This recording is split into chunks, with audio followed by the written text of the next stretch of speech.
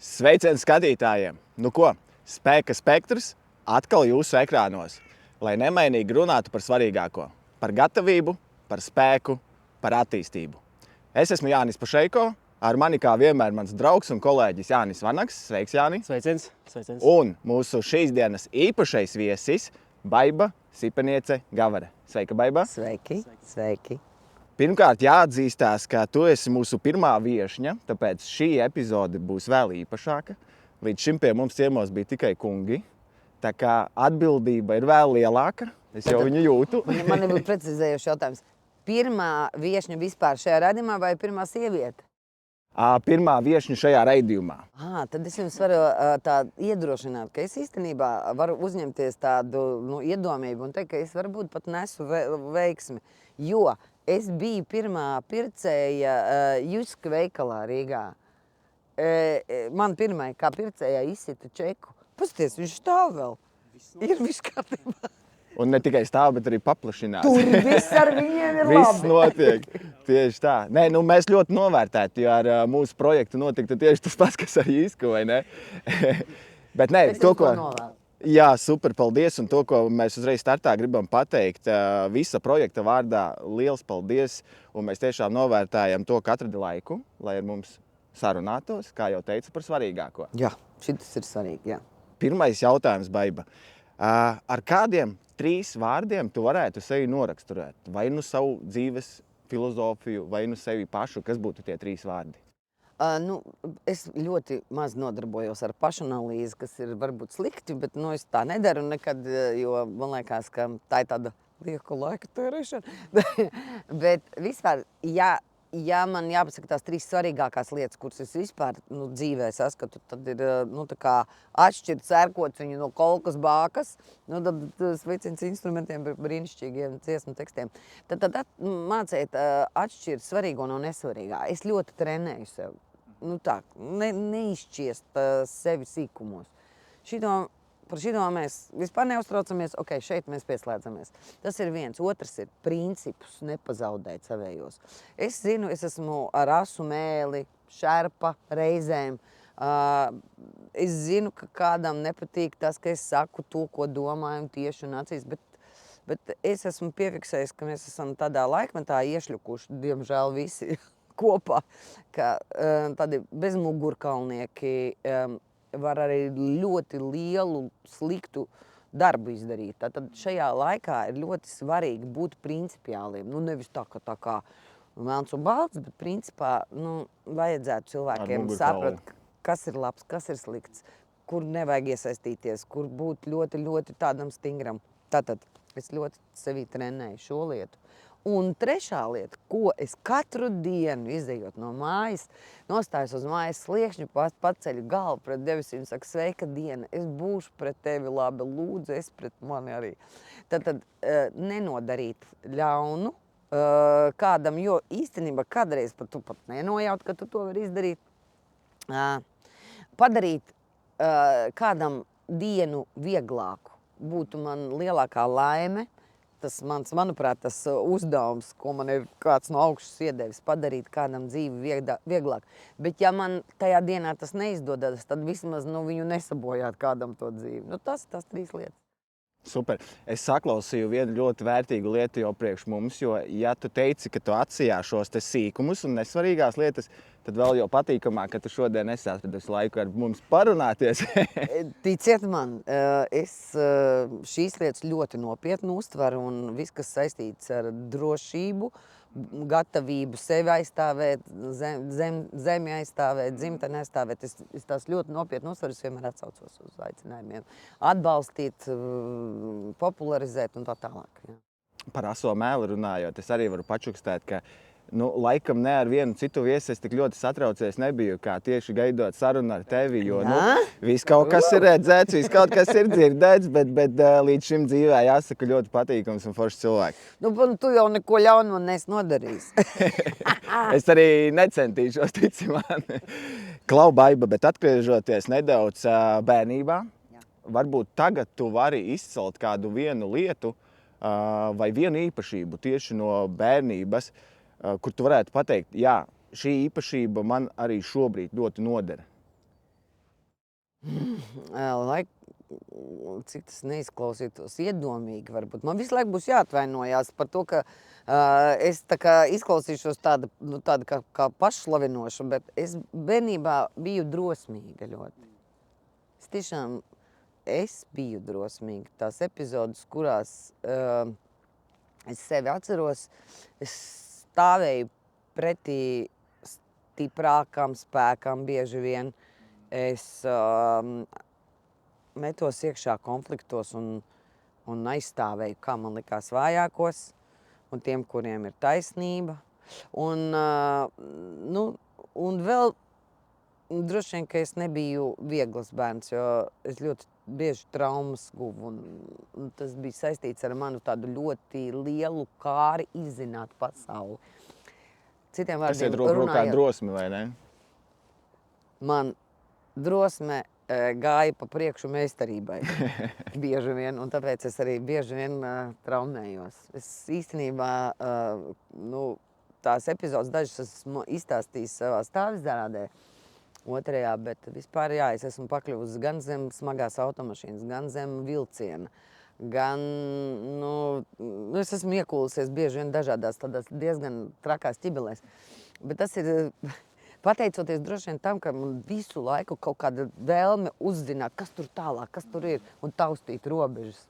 Droši vien tāpēc tu šobrīd no rītiem tā kā pasakies par dienu, ja, un ceri, ka tā diena būs pēc iespējas ar mazāk sāpīgiem notikumiem. Jā, bet No īstenībā pieredzes, jā. man ir divas lūkšanas. Viena uz nakti, viena uz dienu sākot. Un tā uz nakti man ir, protams, tāda pateicība par to, ka viss labi beidzies šodien. Bet un beigās tai lūkšanai vienmēr ar ļoti, ļoti, ļoti, ļoti, ļoti lielu lūkšanos. Man ir tāds pret visumu, pret Dievu, pret to, lai tikai nebūtu kara. Jo to es tā kā saprotu, ka tas pat labāk ir tāds mūsu pasaules galvenais virsuzdevums noturēties miera tajās pozīcijās. Cik vien tas ir iespējams. Par drosmi runājot.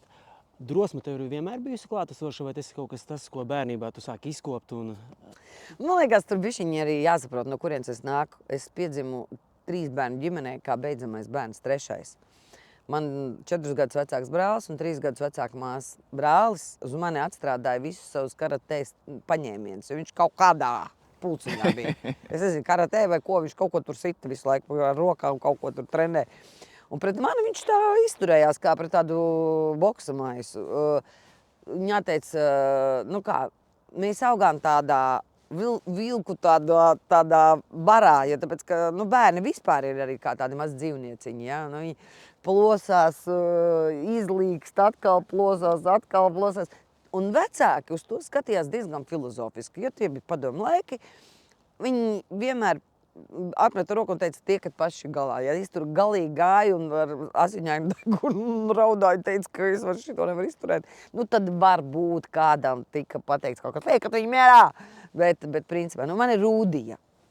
Brālis ir man brālis, es arī to esmu stāstījis, ja, ka man brālis ar pneumatisko šauteni ir šāvis, ja, un teica, ka nekas nebūs. Bet bija sāpīgi. Viņam droši vien nebija, bet... Jums kāds ar pneumatisko šauteni rokās saka, aizejiet līdz balkona galam un pagriežieties, nedariet to mūkat. Viņš, protams, jau tagad viņš liels pieaudzis cilvēks, viņš, protams, nožēlo to, ka viņš to darīs, bet es to atceros. Tā bija tā retā reize, ka viņš no manis smuka toreiz. Mums gāja diezgan traki, jo mums bija uz riņķi tāds skrienams dzīvoklis, un tur bija stikla durvis, visur stikla durvis. Tās visas tika izsistas, tās durvis ar laiku, tie stikli. Beigās tika koka logi, koka reliņi uztaisīti tādi, jā. Ārprāts, kā mēs dzīvi vispār palikām. Māsa man psiholoģiski terorizēja, jo viņa bija 3 gadus vecāka, viņai patikās atkal šī metoda. Un es faktiski uzaugu kā tādā nometnē, kur tev visu laiku gatavo skarbai dzīvei. Norūda. Jā. Es tagad skatos uz tiem maziem vārgajiem audziņiem, kuri tā tiek audzēti, ka tikai viņam neviens nenodara pāri. Ak, Dieviņa, kāds kaut kādu skarbāku vārdu pateicis, māma uzraksta izglītības ministrijai jau sūdzību vēstuli. audzinātājs pret mums izturējās dārziņā. Tā kā padomu laikā pienākās, lai izrausīm rāva, kaktā lika, pazemoja. Es nesaku, ka tas ir labi, galīgi nē, tā arī nevajag darīt, ja? Bet principā, tas padomu laiku bērnības rūdījums, lūk, viņš uz mani visu arī redzams. Bērnībā, jā, es biju drosmīga, tāpēc, ka es uzaugu tādā vidē, kur tev bija jābūt drosmīgam.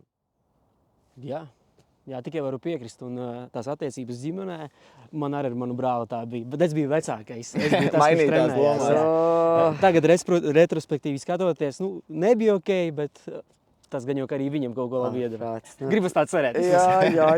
Es visu laiku biju tajā pastarīšu pozīcijās vēl.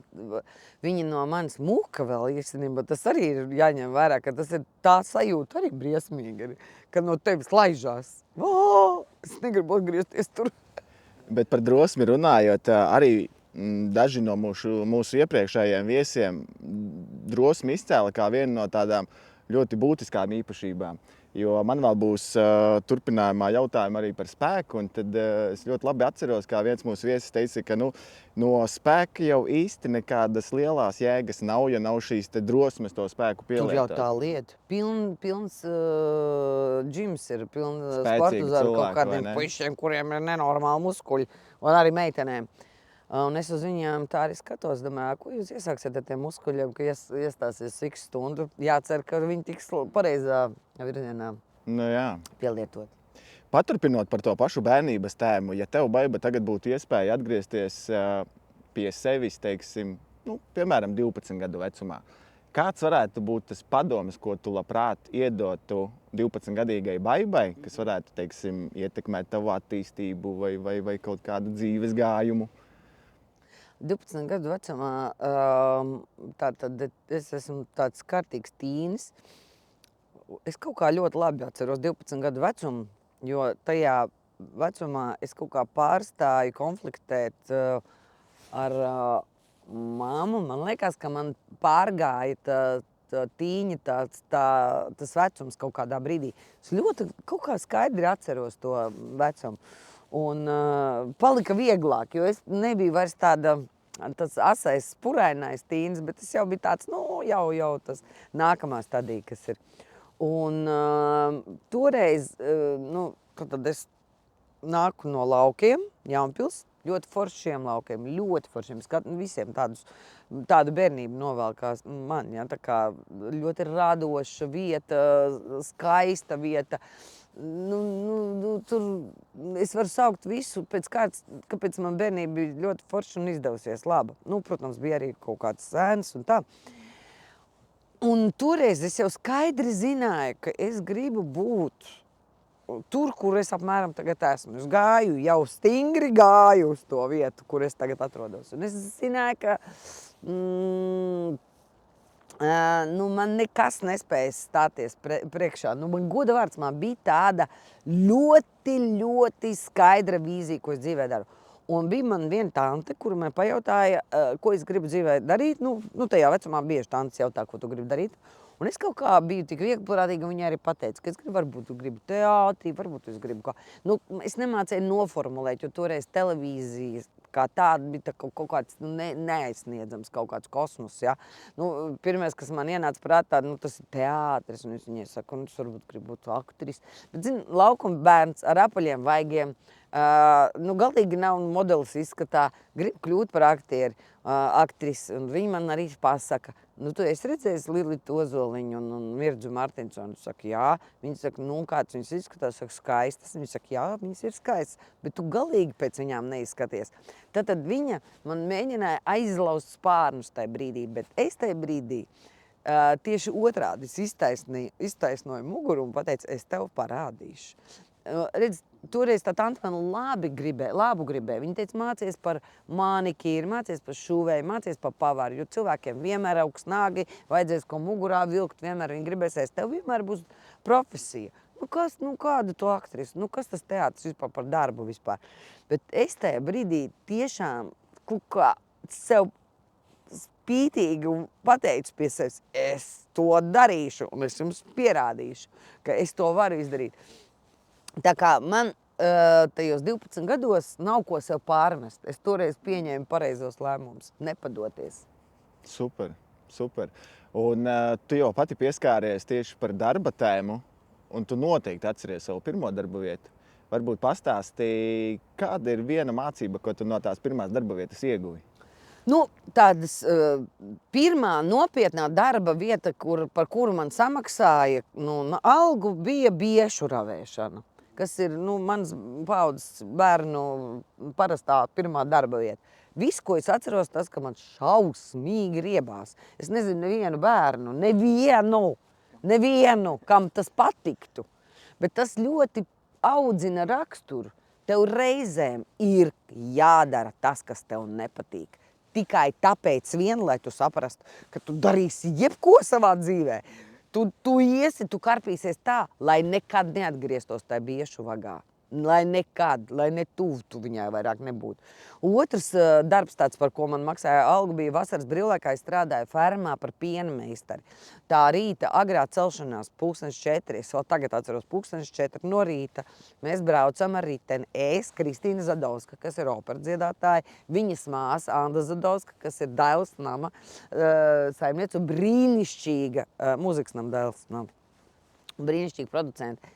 Mēs braucam un skaļā balsī lamājamies par to, ka priekš kam mēs vispār ceļamies, un priekš kam cik pretīgi, un vispār ņā, un visu. Un tā vēl vienreiz tā situācija man pierādīja to, ka reizēm ir jādara darbs, kas tev riebjās, un reizēm ir jādara lietas, kas tev galīgi nesniedz baudu, lai tu zinātu, ka tu darīsi visu, lai neatgrieztos tur un iet uz priekšu. Tā kā iet uz savu mērķi. Jā, vai tas būtu labs ieteikums arī vecākiem savus bērnus aizsūtīt vasarā, pastrādāt fizisku darbu iespējams? Kaut kādu, kas nav pārāk forši. Zini, kā ir baigi jau sarežģīti mūsdienās, jo tāpēc, ka tagad neviens negrib tos bērnus ņemt darbā, kas ir traki. Īstenībā man bērniem pienāk vecums, kuriem jau jāsāk saprast, kas ir darbs un kas ir naudas pelnīšana, no kurienes vispār šitas te viss rodās, ar ko viņi te tagad ko nodarbojās un ko viņi lieto. Un visi kratās vaļā no tiem bērniem. Un tie likumi tādi, un es nevaru. Tā kā bezmazā nenormāli lūkšanos, es sarunāju restorānā par trauku mazgātāju. Un arī ar šausmīgām bailēm, ka tur tā kā netiks kaut kādi pārkāpti bērnu, kaut kādi tiesības, kaut kādas. Un tas ir tik aplami īstenībā, tas ir ļoti aplami, jo es zinu, ka daudzi mani draugi, kolēģi meklē vasarā, kā nodarbināt bērnus. Un tad tur izdomā visādus darbus, kaut kā mēģina tos bērnus piedabūt. Jo mājās neskaitās, jo tāpēc, ka tas jau neskaitās. Es saku, labi, ravējiet to dārzu, es jums samaksāšu, bet arī nav loģiski kaut kā, vai ne? Un labāk viņam ir tā, ka viņš iet pie sveša cilvēka, kuru viņš tā kā respektē, un tad viņam ir tā algas diena, un tad viņš viss. Tā kā, es ļoti cīnījos par to, lai tās savas meitenes es kaut kā iedabūtu iekšā kaut kādos darbos vasarā, lai viņas tiešām saprot to surgmi, to, ka tas modinātais nozvana, un tev ir jāceļās, un tev ir jāiet, un tev ir jābūt tur. Protams, tā jau tikai arī tas cilvēks izaug par kārtīgu cilvēku. Ļoti lielas problēmas rodās tajās pārtikušajās ģimenēs, kur viss ir. Un tas bērns izaug galīgi dzīvē nederīgs, tāpēc ka viņš nav dzīvojis kaut kādu vajadzību deficītā. Un acīm redzot, tas ir ļoti slikti. Un visbiežāk viņi ir dzīvē nederīgi cilvēki. Visbiežāk viņi neredzēdami dzīvē jēgu un vispār gandarījumu no tā, ka tu kaut ko sasniedz. Visbiežāk viņi noiet no ceļa, kļūst par narkomāniem vai vienkārši kaut kur aiziet postā ar kā tēvu labu auto kaut kādu. Tas ir vispār diezgan traki. Bet, labi, es tā nerunāju par kaut kādu konkrētu situāciju, es runāju par tādu vispārīgu lietu. Bet, ir, protams, gudrie vecāki, kuri tā kā jau ļoti, ļoti agri par to domā, lai tas bērns tā kā neizvirstu, viņš neizlaistos, un tā kā, lai viņš tā kā saprot, ka dzīve vispār patiesībā ir diezgan nopietna lieta. Un viņai ir jāgatavojās laicīgi, jā. Nu, mana pirmā darba vieta bija Kūdras purvā, un tā mācība ir tieši tas, ko tu teici. Es negribu tādu darbu darīt visu mūžu. Un tas tev liekas ātri saprast, ka tev ir jāattīstās, tev ir jāmācās, tev ir jādara kaut kādas lietas, lai tu nebūtu tajā vietā, kur tu esi to brīdi. Jā. Kūdras purvs, es varu iedomāties tādu depresīvu vietiņu. Es nedēļu izturēju, man pietika, paldies. bet tā bija laba mācība. Klau, un tu arī jau principā izstāstīji, ka tu ļoti agrā vecumā jau saprati, nospraudi mērķi un uz viņu arī gāji, lai būtu tas, kas tu esi šobrīd. Jā. Bet varbūt tu mūsu skatītājiem vari ieteikt, piemēram, 3 prasmes, ko vajadzētu attīstīt. Ja kāds, teiksim, jaunietis mūs skatoties, arī domā, ka viņš gribētu būt skatuves cilvēks, TV personība. Tāda jau, kas saka, tur nekā daudz nav jādara. Paņem, ieslēdz telefonā kameru un taisa savu TikTok kontu un aiziet. Mūsdienās tas ir ļoti vienkārši izdarāms. Varbūt no vienas puses tas ir ļoti viegli, no otras puses, par cik tā ir milzīga konkurence, atkal grūti. Ja? Un daudzi to jau arī dara. Viņi jūt sevī to aicinājumu, viņi paņem, ieslēdz kameru un filmē sevi. Un ir ļoti, kā saka, šajā jomā attīstīts. Ko es varu ieteikt? Es gribu, samērā daudz arī tiekos ar skolu jauniešiem un tā. Un tad es viņiem visiem arī saku, ka kaut kā jāmēģina sevi ieklausīties tā. Es nezinu, to metodi, droši vien jānoiet kaut kur ir klusums, jāizslēdz visas viedierītes un viss. Un jāmēģina saprast, kas ir tas, kas tev dzīvē sniedz gandarījumu. Un tad izdomā, kā viņu padarīt par darbu savējo, ar kuru var pelnīt maizīti. Jo man tas izdevās. Man šis sniedz milzīgu gandarījumu, tas, ko es daru. Bet pie viena man arī par to maksā. Un maksā tā, ka es varu tā kā iztikt. Ja? Labi, es neesmu pārtikusi tā, ka es nezinu, cik man daudz tās naudas. Un es es gribu šodien aizlidot uz Austrāliju, lidoju rītā, uz otru galu lidot. Tā nē, man, protams, ir kaut kur jāpakrāj un kaut kā jāizdomā un tā. Bet principā vajag izdomāt, kas tev visvairāk patīk. Un to es arī saku, nekad nedariet nemīlamus darbus ilgi. Nav jau tā, ka man patīk traukus mazgāt, bet es viņus mazgāju vakarā. Nav neviens, kas cits, kas to izdarīs. Labi, es varētu kaut kādu lielu kaušanos vai kādu sameklēt. Bet ilgstoši nevajag darīt neko, kas tev tā kā ļoti nepatīk. Tāpēc, ka nevienam no tā nebūs labums. Nevienam. Cilvēks, kurš gribēja kļūt par ārstu, viņam piespiež kļūt par juristu. Kam ir vajadzīgs slikts jurists? Nevienam. Kam vajadzīgs slikts ārsts? Arī nevienam. Mēs tā kā varam tur saukt tās profesijas pēc kārtas visādi. Vajag darīt to, kas patīk, un viss būs ok. Vienīgais, es biju ļoti pārsteigta, ka ļoti daudzi nezin, kas viņam sniedz gandarījumu. Un tad ir otrs, ņemiet taustas metodi. Ņemiet visu pēc kārtas, mēģiniet. Varbūt kaut kas aizies, jo es uzreiz zināju, kas man patiks. Starp citu, es atceros vienu tavu interviju, droši vien jau diezgan senu, bet man tas ļoti, ļoti pašam arī nosēdās prātā par to, ka nav jādara tie darbi, kas tev nepatīk, nav jāstudē tās lietas, kas tev neinteresē. Klausies, tikai nesaki to, ko man tikko nesen viens puisis pateica. Es domāju, ka es zemē iekritīšu. Viņš iedomājies vienā televīzijas projektā, es tev ļaušu pēc tam izstāstīt, bet tas šī kameras neaizvērs. Es aizbraucu filmēt Saimnieks meklē sievu, tas puisis nāk man pretī ar milzīgu puķi un dod man to puķi un saka, paldies tev. Es saku, par ko? Par to, ka viņš ir dzirdējis kaut kādu tādu interviju, un viņš ir pametis studijas.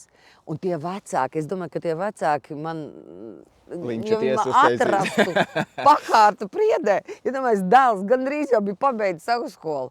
Nē, viņš ir noklausījies kaut kādas sipanieces interviju, viņš pateica, man tās studijas riebjās un aizgājis prom un aizgāja citu lietu studēt. Un aizgāja studēt un mācīties tas, kas viņam patiešām patīk. Tad jau tomēr uz labu. Paldies Dievam!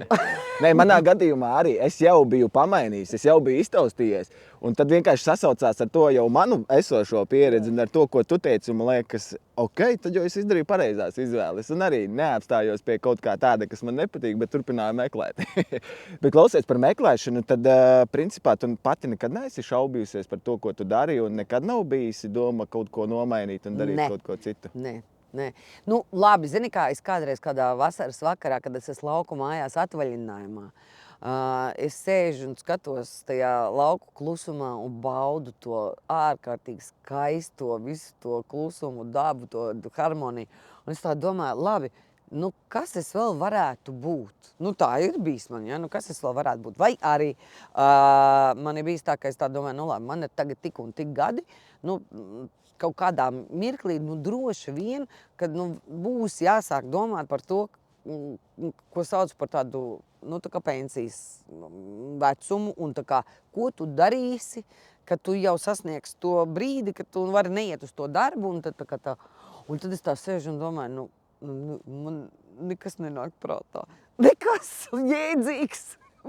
Es tā domāju, nu labi, varbūt tā būtu kaut kāda viesmīlība, ja? Nu tā kā es varētu kaut kādu viesu māju uztaisīt, bet atkal no otras puses, tam man būtu jāmīl pilnīgi visi idioti arī. Nevis tie labi, ne tikai labie, bet arī tie sliktie. Bet to es nebūšu gatava darīt, nu tādu, kas atbrauc un lauž manu māju kopā, vai ne? Es nevaru būt tik tāda empātiska pret visiem. Jo es tomēr, nu, ko es saku, tas raksturs varbūt neļauj tā, ka strādāt apkalpojošā sfērā. Un apkalpojošā sfērā. Jo es noteikti kādam iegāstu paplāt pa galvu, jo viņš nešpatni uzvestos tālāk no kriminālā padarīšanā. Es arī to esmu pamēģinājis un jāpiekrīt. Nu, tas ir izaicinoši. Laikam ne kurš katrs cilvēka tips var darīt šādas darbiņas. Bet, Klau, varbūt pastāstīja, ko cilvēki par tevi bieži uztver kā pašsaprotamu, bet īstenībā tev tas prasa, teiksim, iekšēju, nezinu, piepūli vai papildus kaut kādu enerģiju, ko varbūt cilvēki tā kā nesaprot. Tas ar darbu. Tu zini, Jā, kā ar darbu? Ar darbu? Mhm. Ar darbu. Nu, tu zini, kā ir. Man ir 56 gadi, šogad palika. Ap šito laiku vajadzētu jau tā kā tikt skaidrībā, kas tev patīk, kas tev nepatīk. Un vispār pārstāt tēlot un pārstāt kaut kā izlikties par to, kas tu neesi. Nu, es nekad tā arī neesmu sev pieķērus pie tādām padarīšanām, ka es izliekos par to, kas es neesmu. Bet visi, kas man ir apkārt, viņi ātri tā kā saprot, ka tādu, kādu jūs redzat televīzijas ekrānā, es viņu tāda esmu dzīvē, neko es tur daudz netēloju. Un jūs jau arī tā kā redzat, reizēm es uzsprākstu. Reizēm. Tad, kad man ir pilns tas pacietības mērs, es reizēm uzsprākstu, un tad es tā kā arī diezgan skaļi un diezgan asi izsakos par kaut kādām lietām. Līdz ar to tur es parādu to savu raksturu vēl vienu šķautni. Ja? Līdz ar to man nav tādas lietas, kuras es tā kā speciāli pietēloju un tā kā piespiežos darīt, bet, kas no manis paprasa kaut kādu milzu piepūli. Es nevarēšu atrast. Bet piekritīsi, ka tik ilgi darot lietas, cik ilgi tu tās dari, kad būtu diezgan grūti tā kā melot vai pietēlot, ka tad kaut kādu laiku droši vien, bet... Nē, zini, kā es esmu redzējis cilvēkus, kas to mēģina darīt, viņi salūst kaut kur. Izdeg, vai salūst, tas nav iespējams, tāpat kā krāpties laulībā nav iespējams ilgi. Kaut kur tu sevi nodod beigās. Tā nav visu mūžu, tu nevari iet un krāpt, un tā ir kaut kāda šizofrēniska padarīšana, tā dzīvot kaut kādas divas dzīves. Ekrānā es būšu viena, bet dzīvē es būšu otra. Tas tāds, nē. Un būtībā, zini, varbūt, ja tas ir kaut kāds televīzijas projekts, no projekta uz projektu, ka tu tā saņemies kameras priekšā, un tad tu esi tāda jautra un kaut kāda, bet dzīvē tu esi īgņa un tāda neciešama būtne. Bet man taču ir tiešraides, man taču katru rītu ir. Tur jau, kā saka, kāds tu esi, tāds tu esi, baigi nevar notēlot katru dienu. Kaut gan es esmu redzējis pie saviem kolēģiem, dažiem, ne visiem, bet dažiem, ka viņi tā kā dzīvē ir savādāk nekā viņi kameras priekšā. Bet kā likums, tie nav ilgtspējīgi projekti. Saprot, kamera ir baigi nežēlīgā. Viņa ir ļoti nežēlīga. Viņa parāda tā kā zem palielinājumā stikla. Ja cilvēks ir neīsts, Viņu redz tā kamera, un, kas ir pats galvenais, cilvēkiem viņi nepatīk, tie cilvēki. Tu viņš tāds plasmas tev. Tu reizēm vari no plasmas bļodiņas paēst, bet ne visu mūžu. Ne katru dienu. Nevajadzētu. Klau, kāda dzīves pieredze mainīja tavu skatījumu uz lietām, kuras tev ir svarīgas un kuras patiešām dzīvē ir ar vērtību? Īstenībā, es to dzīvi uztveru tādu kā tādu skolu principā, un katra tā lieta kaut ko iemāca. Nevis tā kā viena lieta pēkšņi man izmainīja. Kaut kādā vienā vecumā, piemēram, notiek kaut kas. Tas man iemāca to, piemēram, 9 gadu vecumā man nomirst tētis. Tas ir laiks, kad ļoti ar bērniem neviens nerunā par tādām tēmām. Tu vienkārši, tev vienu dienu ir tētis, otrā dienā viņu ieliek novembrī slapjā zemē iekšā. Tas ir briesmīgi, un tu tā kā nesaproti, kur viņš paliks tagad, kas ar viņu būs. Toreiz par reliģiskām tēmām vispār nerunāja. Tad iet uz baznīcu, nedrīkst ticēt Dievam, nedrīkst runāt par kaut kādu dvēseli, kas kaut kur aizceļo tādu, vispār nepastāv tāda teorija. Ja? Un tu vienkārši skaties, un nav tā cilvēka vairāk.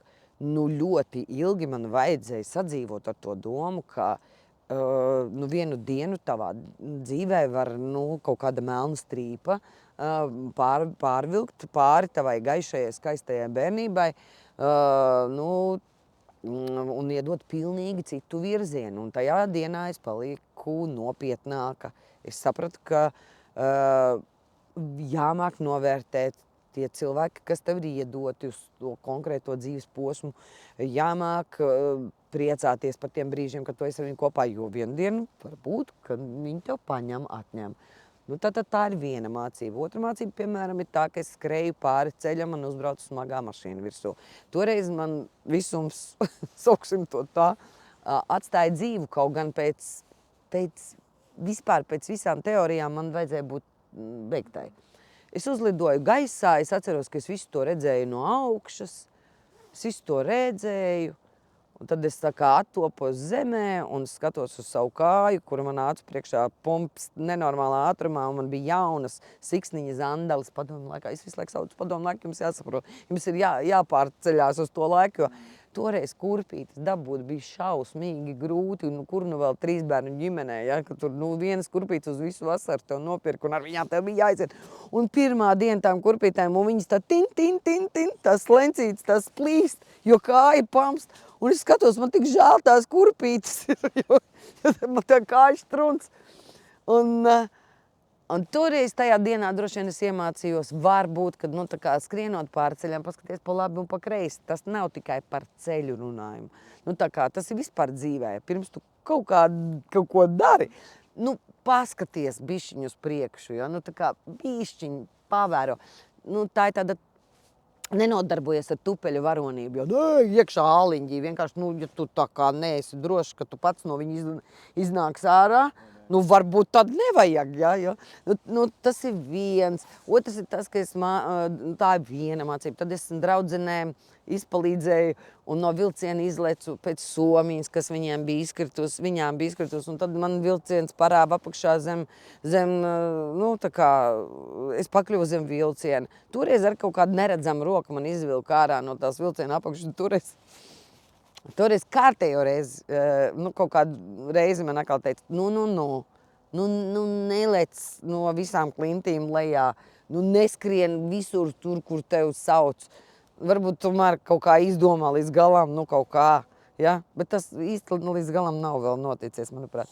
Lūk, un tad ir tā, ka, piemēram, tu kaut kādu cilvēku satiec, un tu ar viņu tik ļoti aizraujies, bet viņš tev pieviļ. Un patiesībā paldies par šo mācību. Tu iemācies, ka šis cilvēks tev bija iedots, lai tu kaut ko saprastu. Nevis viņu lādēt visu mūžu to cilvēku un sūkstīties par to situāciju, bet pateikt paldies, sapratu, šito mācību sapratu. Tātad no šādiem cilvēkiem turies pa gabalu. Tās ceļa zīmes, viņas jau mums ir visur izliktas, mums tikai jāmāk viņas nolasīt. Un, ja tu vairākas reizes uzkāp uz vienu un tā paša grābekļa, tad tu esi pats vainīgs. Jau kaut kāds tur liktenis, ja? Par šiem cilvēkiem tu minēji negatīvie piemēri, satiekot kādu cilvēku. Vai ir kaut kādas zīmes, kuras var pamanīt šajos cilvēkos? Tas jau esi atkodusi. Kad šis cilvēks nav īpaši uzticams, ar viņu nevar ielaisties attiecībās, vai šis ir foršs cilvēks? Zini, es 90. gados biju 20-gadīga meitene. Un 20 gados, ap 20, tu ļoti formē sevi kā personu. Tā personība formējās, manuprāt, līdz kādiem 25 gadiem. Jo viens bērnu psihiatrs man teica, ka cilvēkam smadzeņu daivas nobriest līdz 25 gadiem. Tad viņš no bērna pārtop par tādu pieaugušu cilvēku. Un tad tas 90. mani iekrīt tad, kad man tās daivas vēl nav nobriedušas. Un 90. Tumšzilais evaņģēlijs, šī filma, viņa ir vienkārši brīnišķīga filma. Tas ir tik skaists 90. gadu atspoguļojums, tur nav melots nevienā sekundē. Tiešām mēs visi dzīvojam tā, kā mēs tagad pa karstām oglēm. Tur tādi tēli nāca ārā, tādi un avantūristi, meļi, zagļi, naivie, kas tik tur nebija, tur bija tādi personāži.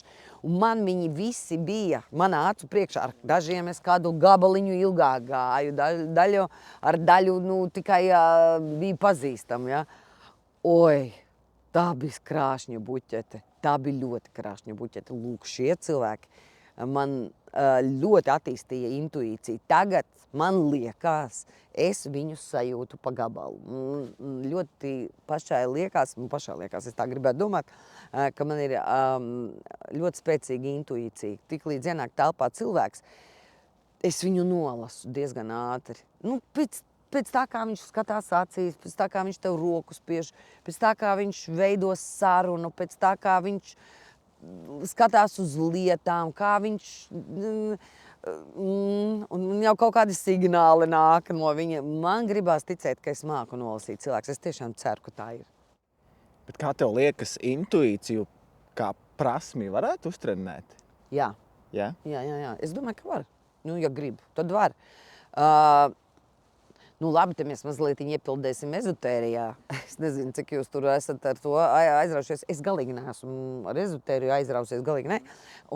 Bet es arī nenoliedzu, ka kaut kas ir tāds, ko mēs neredzam, un ir tāds, ko mēs nevaram izskaidrot. Nevajag pārāk aizrauties, bet kaut kā man patīk dažkārt noticēt tam, kad ar mani notiek un pārējiem notiek lietas, kuras ir kaut kā likumsakarīgi, kaut kā notiek, tad pēc kaut kādiem noteikumiem un likumiem. Lūk, un izrādās, ka samērā vēl nesen, pirms kaut kādiem 200-300 gadiem, sievietes spēja tā kā dzīvnieki sajust, kad būs zibens, kad būs negaiss. Tagad dzīvnieki tikai to var izdarīt. Viņi jūt negaisa tošanos. Viņi paliek tramīgi un tā, jūs zināt labāk par mani droši vien un tā. Un agrāk sievietēm arī šī maņa bija. Pateicoties tad progresam, visam cilvēks, ja. Tās maņas pazūd, bet principā nekur jau viņas tā baigi nav pazudušas. Tad, kad ir ienācis telpā vai tavā radaru tajā telpā kāds cilvēks, kas tev var briesmas radīt, manī kaut kāda trauksme sākās. Un es to saucu par intuīciju. Agrāk, kā bērnam, man viņa noteikti nebija. Bērns jau vispār skatās lielām acīm, mīlošām, visu pasauli laba. Es ļoti labi atceros, kā es dejoju mūzikas pavadījumā, man varēja būt kā 3-4 gadi. Un kā man patika dejot pie tās mūzikas, un man māsa ar brāli jau vairs nedejoja. Skatījās uz mani tādām nicinošām acīm. Ja. Es ļoti labi to epizodu atceros. Un domāju, kāpēc? Tik forši mūzikas kā es gribu dejot. Un neviens ar mani negrib dejot. Kā māku deju. Un tad es atrodu kaut kādu meitenīti, un tad mēs abas divas dejojām. Mēs bijām, kaut kur mēs pazaudējam to savu foršumu, to mīļumu. Bet, acīm redzot, tā ir tā cilvēka daba. Viņš sevi sāk aplikt ar žogu apkārt, ja, un sāk sargāt. Ja. Viena no tām aizsardzībām ir tā intuīcija. Bet es domāju, ka viņu var taisīt. Vienkārši notic tai savai intuīcijai. Es, piemēram, zinu, ka es neesmu paredzēta laimestiem. Tad es savu labklājību vai, nu, teiksim, turību vairoju ar darbu. Un viss, es nepērku loterijas biļetes, es neeju kazino, es neraustu aparātus, es nespēlēju nekādas spēles, kurās ir laimesti. Es vienkārši to zinu. Mana tā kaut kāda iekšējā būtība saka, netērē to naudu vispār tajā virzienā. Tev ir dota enerģija, tev ir dots amats, ej strādā. Ja tev kaut ko vajag, pacelt dibenu, ej strādā. Nepērc nekādas biļetes, neko. To, lai dara tiem, kas tic tam visam. Es tam neticu. Es ticu tikai darbam. Par sāpīgām pieredzēm es varu padalīties. Man tā bija 1. klase. Tā kā tu teici, es kā bērns būdams nobučoju savu klases biedrini. Un ar to viss sākās. Visa skola mani apcēla. Tā kā tas bija kaut kas šausmīgs, bet tajā brīdī man pašam likās tik dabiski, man viņa patika, es vienkārši iedevu buču uz vaiga. Un visu, un es atceros, kā es pēc tam raudāju, kā es pārdzīvoju, es neēdu pusdienas.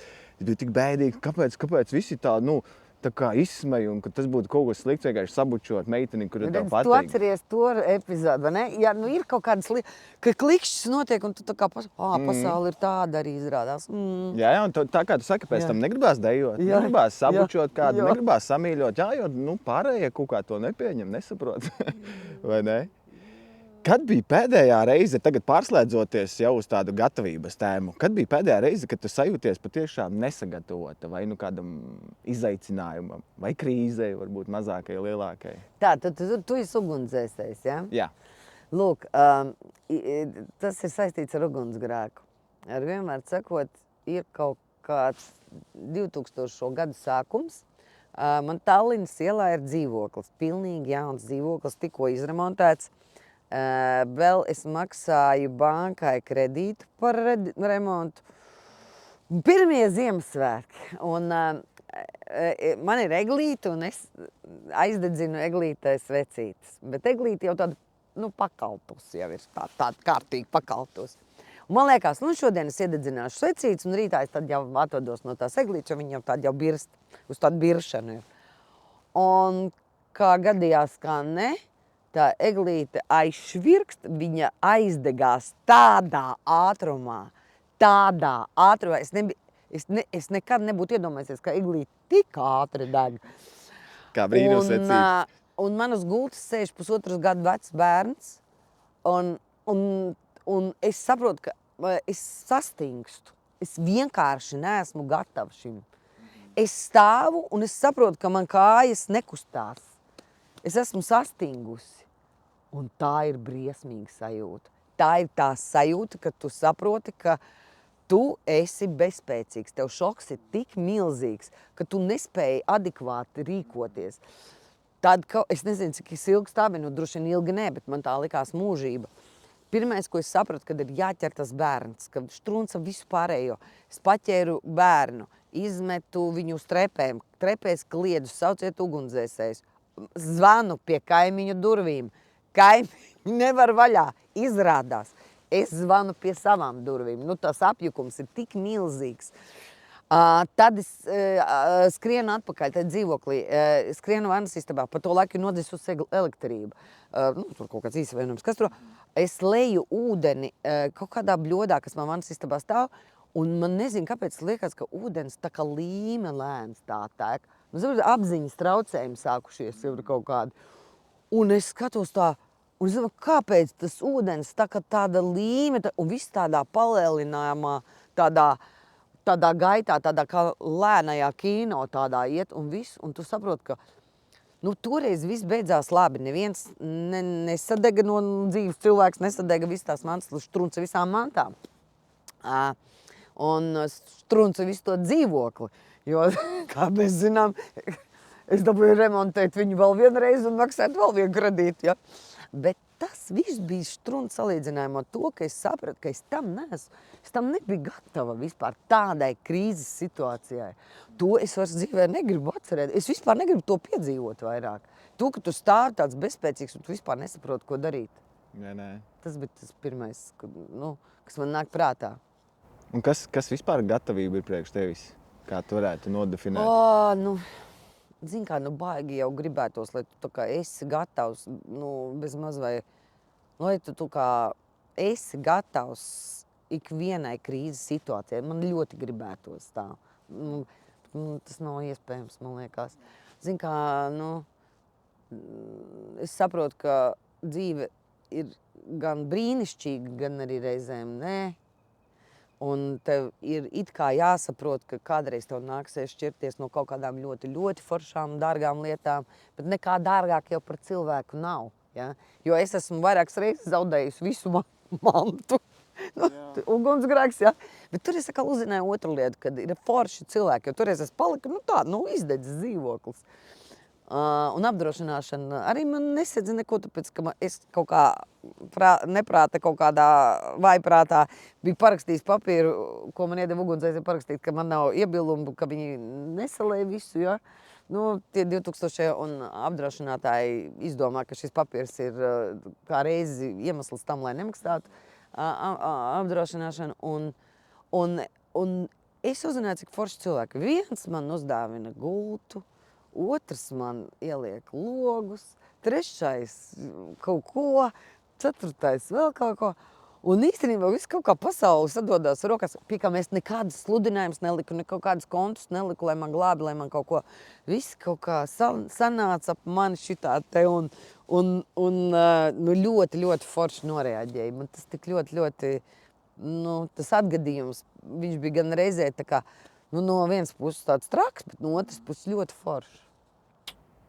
Es no savas pieredzes arī varu piekrist, ka tomēr nelaimes vieno cilvēkus. Un tie, kas uzskata, ka viss ir slikti un ka cilvēki tomēr ikdienā ir tādi, ļauni vai neizpalīdzīgi, tomēr nelaimes brīdī mēs redzam, ka gan siltu tēju iznes padzerties, gan palīdz, kā tu saki, ar mantām, cik jau katrs var. Bet atsaucoties arī uz tavu stāstu tieši par šo te ugunsgrēku, varbūt tomēr šobrīd tu varētu iedot kādu padomu, kā saglabāt šo te vēso prātu un kā pieņemt tos pareizos lēmumus arī krīzes situācijās. Ir tas slavenais teiciens, gatavieties karam, lai būtu miers. Ja? Ar ļoti skaidru prātu ir jāmāk analizēt situāciju. Tātad, kur mēs atrodamies? Mūsu ģeogrāfiskais novietojums, kas ir mūsu kaimiņi? Tad mēs tagad saprotam, mūsu kaimiņš ir agresīvs pasākums. Lai runājot, mēs dzīvojam kaimiņos ar vienkārši alkoholiķu, kurš vienu dienu ir adekvāts un otru dienu viņš nāk tev ar nazi virsū. Bet principā viņš normāls nav nekad. Tas ir tāds alkoholiķis ar agresīvām tendencēm. Viņš nebūs normāls nekad. Viņam ir tikai dažādas stadijas. Tātad mēs dzīvojam kaimiņš, mums ir agresīvs alkoholiķis. Kas mums ir jādara? Mums ir jāgatavojās, ka viņš varētu mums ar nazi uzbrukt. Ja? Tad es tā lēni visu laiku runāju. Ja? Jā. Un tad nevis tā mīlēt visus cilvēkus un cilvēci, bet gatavoties tam, ka var pienākt tā diena. Tātad tev jābūt stipram, lai tu varētu sevi aizstāvēt, lai tu varētu aizstāvēt vājākos. Jo pat labāk es esmu spēka gados, es jūtos. Ja? Bet, cilvēki, kas ir paudži aiz manis, mani vecāki, mani vīrvecāki, viņi vairs nav tik spēcīgi, viņi vairs nav tik ātri reaģējoši, ne mentāli, ne fiziski. Ja? Tad man ir jāsaprot, ka man ir jāuzņemās atbildība par cilvēkiem. Man ir bērni, labi, jau viņi ir tajās, meitenes ir tajās stadijās, kad jau jāmāk pašām tikt ar sevi galā un jau jāsaprot, ka dzīve ir ļoti tāda skarba reizēm, ja, un ka tev pašam jāmāk ir reaģēt, jāmāk sev aizstāvēt un viss.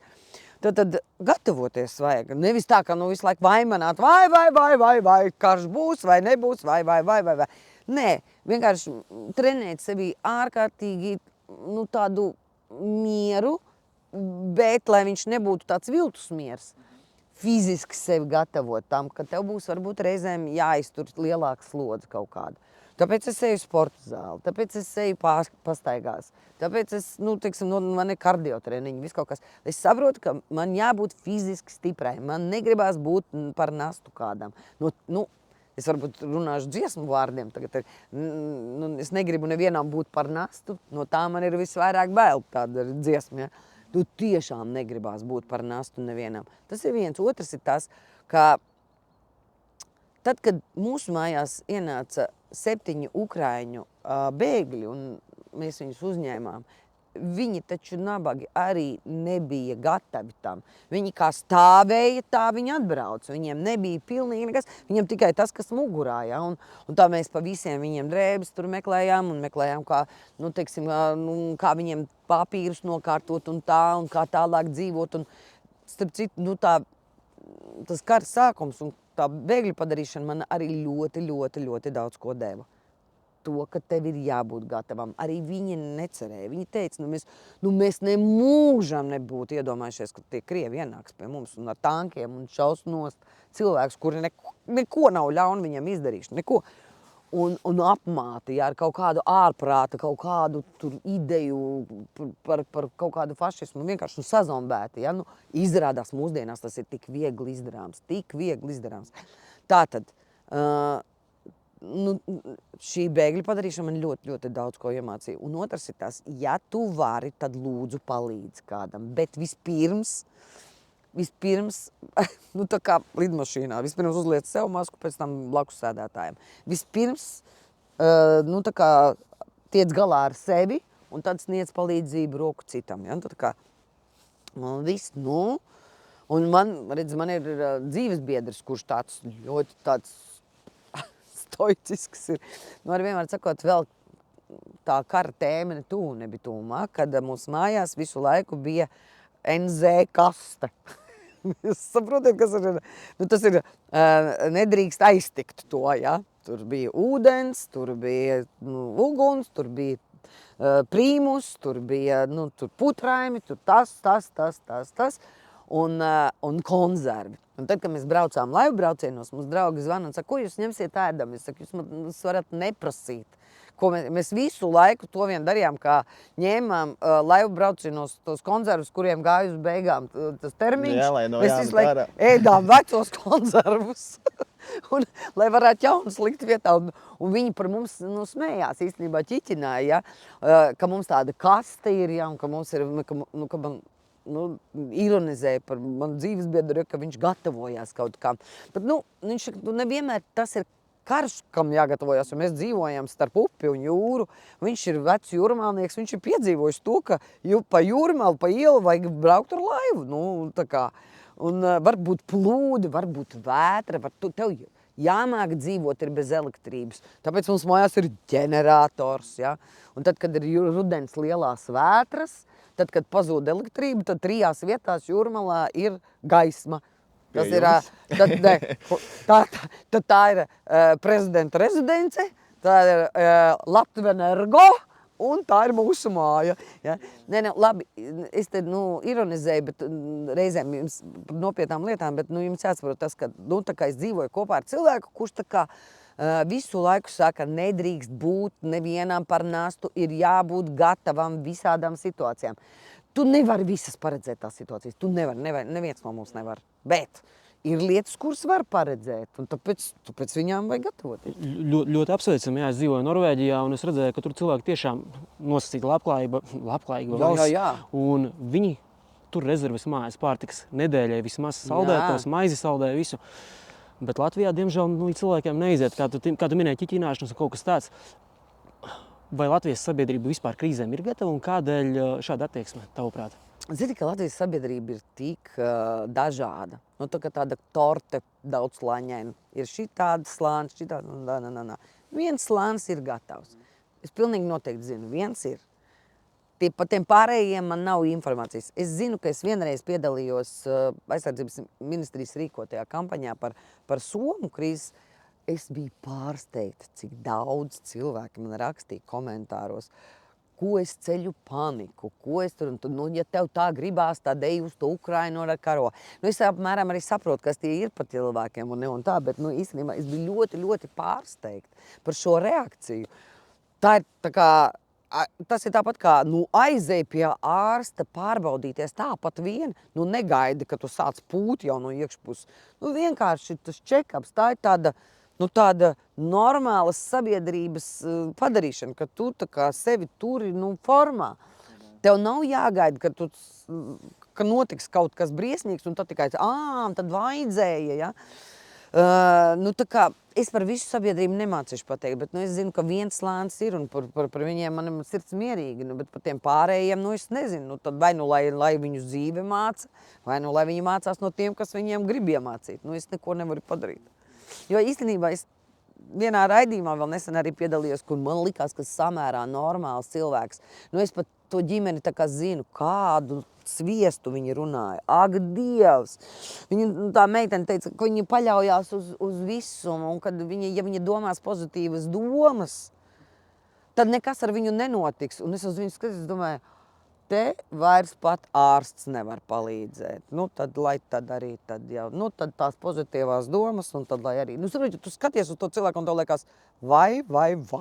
Ja? Un tad, kad notiek kaut kādas tādas krīzes situācijas, viņi pēkšņi sāk bļaut par valsti, kura par viņiem nerūpējās.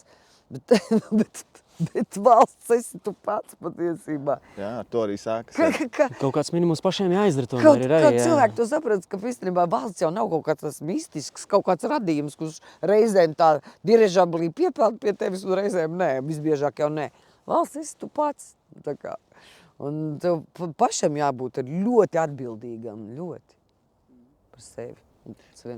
Par gatavību ir vēl viens ļoti labs teiciens, kā labāk karavīrs dārzā nekā dārznieks karā. Un es skatos, tev blakus ir ļoti liela, un mēs jau noskaidrojām, ka pieredzēm bagāta soma. Jā, mīļa. Un tad ir attiecīgi jautājums, mēs viņam jau pieskārāmies, bet kā tu uztver 72 stundu šo te gatavības somu? Zini, kā ir, tas ir tā kā... kā lai tev pasaka, es tev tā kā no tādām sievietes pozīcijām varētu izstāstīt tādas lietas, ir sievietēm visām, lai tikai man nestāsta, bet 99,9% visām ir bail no dzemdībām, jo tās ir sāpīgas. Tā ir sāpīga padarīšana. Bet no viņām nevar, ja tu esi stāvoklī, tu saproti, ar ko tas beigsies. Tas bērns tur kaut kā jādabū ārā ir. Tu gatavojies tam. Tā kā. Tu sāc pūriņu vākt tam bērnam, tu it kā gaidi viņu, bet tev bail no tā procesa, kas tur notiksies un viss. Un tad, kad pienāk tas brīdis, tu neko, tur viss, tad tev jāsaņemās ir, un tas bērns tur kaut kā ārā jādabūna un viss. Bet visas sievietes un visas meitenes, zina, viņas jau to informāciju dzīves laikā jau uzlasa, ja? Gribi, negribi, ja? Viss. Un gatavojās viss tam brīdim, ja? Ne viss, bet lielākā daļa.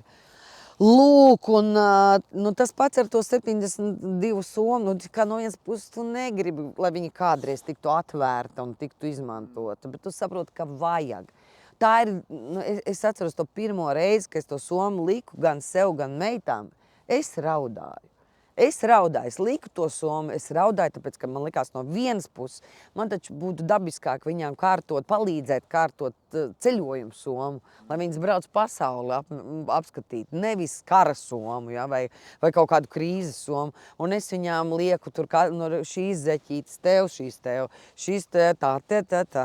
Katrai dodu, teiksim, tur arī dodu vēstuli no sevis. Ja gadījumā mēs, tā kā nesatiekamies un tā.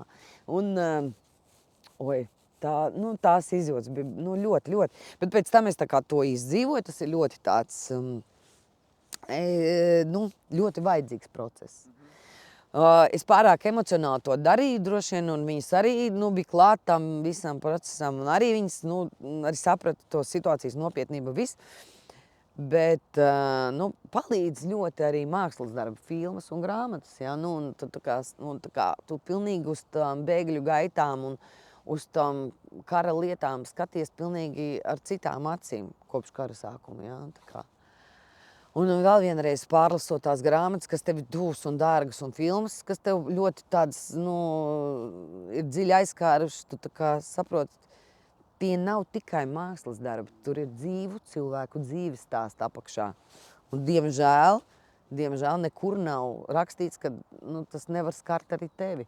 Līdz ar to somu vajag uztvert ļoti filozofiski no vienas puses un ļoti arī no otras puses ļoti tā kā vajag. Vajag viņu. pieņemt to domu. Pirmkārt, te vajag pieņemt, ka viņu vajag, un otrs ir viņu vajag ierīkot to somu. Un tiešām uz viņu skatīties ar acīm un teikt, kaut man tevi nekad nevajadzētu. Jā. Manuprāt, ir ļoti forši, ka tiek iesaistīti arī bērni un tās lietas tiek runātas arī ar bērniem un skaidrotas un tiek darītas lietas kopā. Nevis tā, ka ģimenē ir tikai viens cilvēks, kas par to domā un par to rūpējas. Un tu arī teici, ka tev dzīves biedrs ir pats tāds, kas jau pa priekšu iet šīm lietām un par to rūpējas un domā. Manuprāt, tas ir ļoti liels plus, jo citkārt droši vien ģimenēs šim te drošības pārstāvjiem būtu jāpārliecina vēl pārējie, kāpēc par to vispār domāt. Un ceļš, nezinu, tagad, kad varbūt kāds jūtās stipri mierīgi vēl joprojām. Bet, ja mēs noliekam šo 72 stundu somu malā, bet šā vai tā mums ļoti ātrā laikā ir jāevakuējas no mājām, kas būtu tās 5 tavas lietas, ko tu paķertu līdzi? Ņemot vērā, ka telefons maks tev jau ir, bet 5 lietas, ko tu censtos ātrumā paķert līdzi, ja nu kas? Jūs būsiet pārsteigti, tur nebūs nekas romantisks. Tur būs viss ļoti praktisks. Super. Jo tāpēc, ka es biju tajā pārgājienā, trakajā, sveiciens Garklāvei, Kristīnai Garklāvei, un visiem maniem ceļabiedriem darba zonas. Un es tā kā sapratu, ko nozīmē atrasties acis pret aci ar dabu. Tev tur var būt kaut kāds mīļākais, tur kaut kāds priekšmets no mājām līdz, bet vai viņš tajā brīdī tev izglābs dzīvību, nezinu vai. Tur būs noteikti kaut kādas ļoti, ļoti praktiskas lietas. Tur būs šveices nazītes ar daudz pozīcijām. Ļoti daudzām pozīcijām. Tur noteikti būs kaut kāda, droši vien, kaut kāda, tas, kas tur vajadzīgs tajā somā, tas nazīts jau tur bija tajā sarakstā arī iekšā. Bet tur nebūs nekas romantisks. Labi, bet tās 5 lietas tu esi ielikusi somā, un tomēr ir viena brīva vietiņa sirdslietai. Tomēr. Tad kas būtu tā sirdslieta? Es noteikti mēģināšu abas 2 suņus tur iedabūt iekšā tajā somā. Jo to gan es...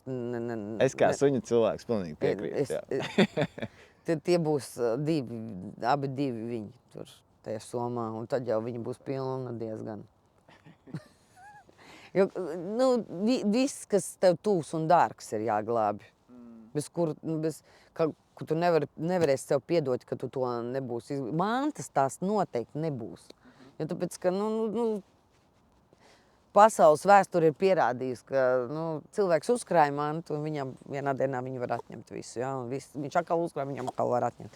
Bet tās cilvēciskās lietas, ka tu esi atbildīgs par kā, tu esi paņēmis to dzīvo radībiņu, tu esi atbildīgs viņa priekšā, visuma priekšā, tas ir tavs tests cilvēces priekšā.